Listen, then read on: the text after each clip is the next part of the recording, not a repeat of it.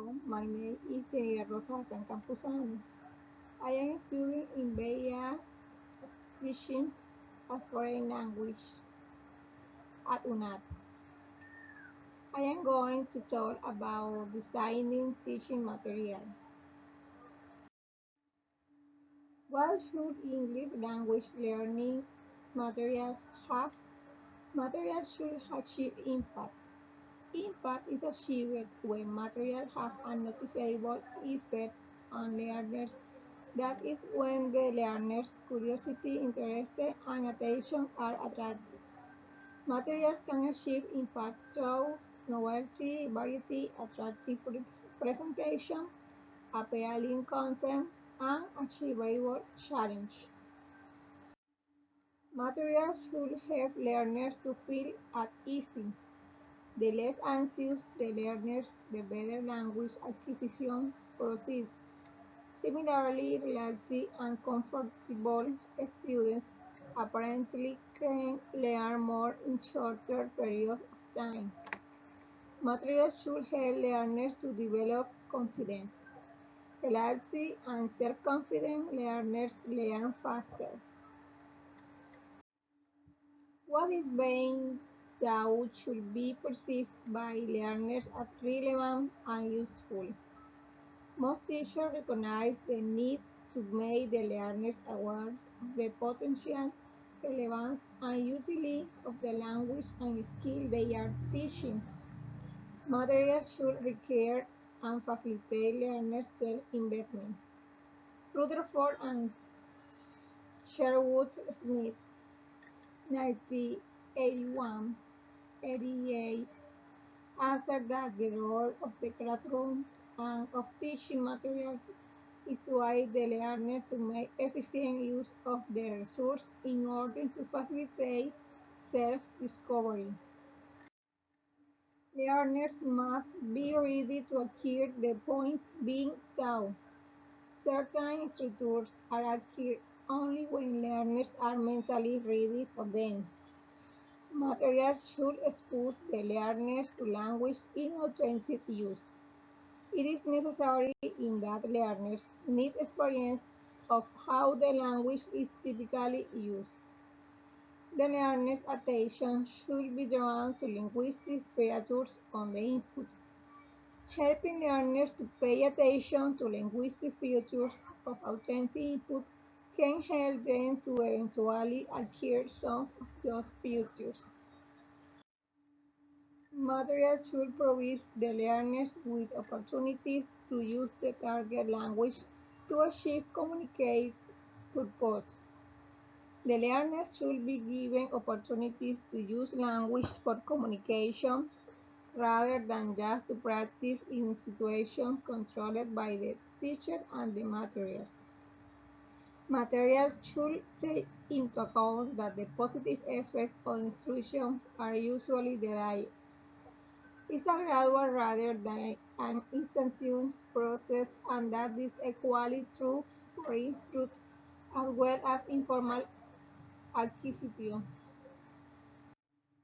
Materials should take into account that learners differ in learning styles. Different learners have different preferred learning styles. A style of learning which need to be categorized of a language learning materials include visual, auditory, kinesthetic, stadial, and experiential. Materials should take into account that learners differ in affective attitudes. The learner's motive, emotion, and attitude scoring what is present in the language classroom. Materials should permit a silent period at the beginning of instruction. It can be extremely valuable to delay L2 speaking for beginners of a language until they have gained sufficient confidence in understanding.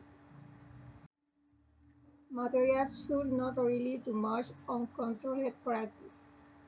It's clear and incontroversial to say that most spontaneous performance is attained by dint of practice. Materials should provide opportunities for outcome feedback. Feedback which is focused first on the effectiveness of the outcome rather than just of the accuracy of the output can lead to output becoming a profitable source of input. Now I'm going to talk about proposal for principled approach to the development of ERT materials. One of the things which materials writers need to do is develop flexible frameworks to help them produce effective material for target learners in principled and current ways. Principle of language acquisition 1. A prerequisite for language acquisition is that the learners are exposed to a rich, meaningful, and comprehensible input of language in use. In order to acquire the ability to use the language effectively, the learners need a lot of experience of the language being used a variety of different ways for a variety of purposes. Principle of language acquisition 2.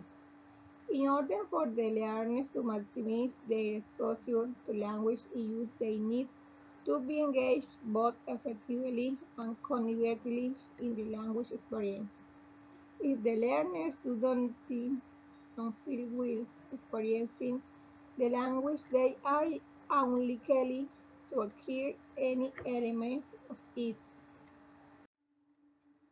Principle of language acquisition 3. Language learners who achieve positive effects are much more likely to achieve communicate competence than those who do not. Language learners need to be positive about the target language, about their learning environment, about their teachers, about their fellow learners, and about their learning materials. Principle of language acquisition 4. L2 language learners can benefit from using those mental resources which they typically utilize when acquiring and using their L1.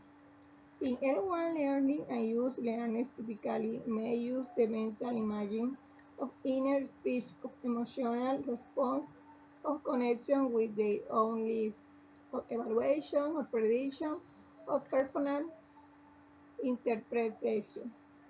In L2 learning and use, learning typically focus narrowly on linguistic decoding and encoding. Principle of language acquisition 5.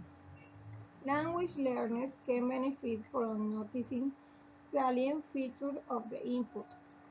If learners notice for themselves how a particular language item or feature is used, they are more likely to develop their language awareness, and they are also more likely to achieve readiness for acquisition. And principle of language acquisition 6.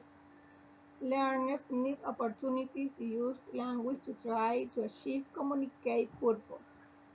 When using language in this way, they are gaining feedback of the hypotheses they have developed as a result of generalizing of the language in the intake and of their ability to make use of them effectively. Thanks for listening.